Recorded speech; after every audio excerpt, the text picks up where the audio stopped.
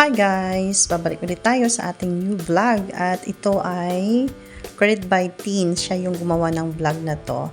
Ako lang ang magvo-voice over. So, yan. Good morning everyone. Good afternoon. Good evening sa mga nanonood. Thank you for supporting us. So, gagawa tayo ng pizza at ito ay isang sliced bread lang na natira sa amin na hindi na medyo napapansin. So, magkakaroon tayo ng twist para hindi siya as normal as a sliced bread. Nag-decide si Tina na gawin itong mini pizza. So, ayun.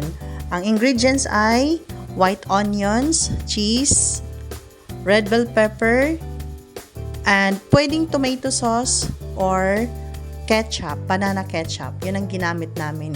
So, ayan, hiniwa-hiwa na niya yung cheese. At the same time, yung red bell pepper, nahiwa na din. At may tomato din. So, kung gusto nyo rin lagyan ng tomato, so pwedeng lagyan.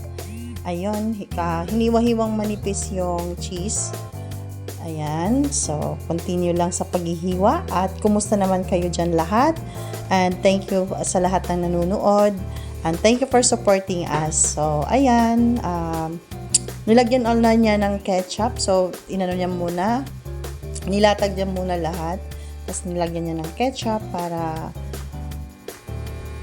even lahat malalagyan. After that, may mayonnaise din pala. So, nilagyan din niya yan ng mayonnaise. Mayonnaise. Paano bang pronunciation yan? So, ayun. Nilagyan niya. So, yan lang.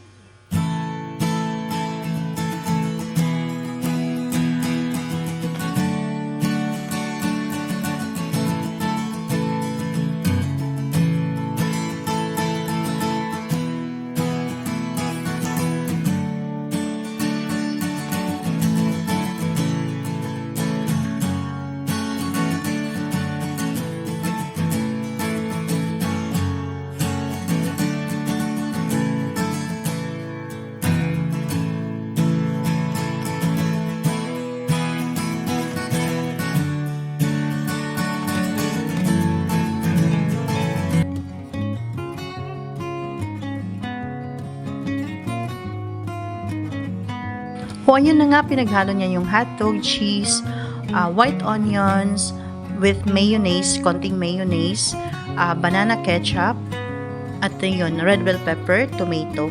So, hinalo-halo na niya. Then, after nyan, ilalagay natin sa oven. So, pwede nyo siyang i-toast within 2 to 3 minutes. Depende sa inyo.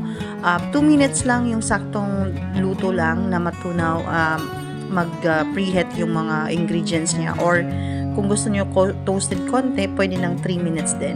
Bantayan nyo lang kasi depende din yan sa oven nyo pag tinost nyo na siya, kasi depende sa degree ng oven nyo. Pero probably ang exact talaga is 2 minutes. 3 minutes medyo na din yan, toasted konti.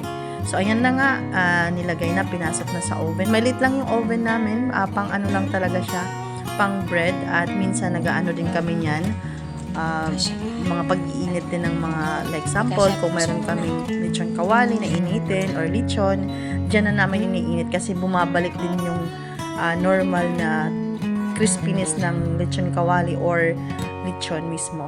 Ayun, at hinango na nga niya.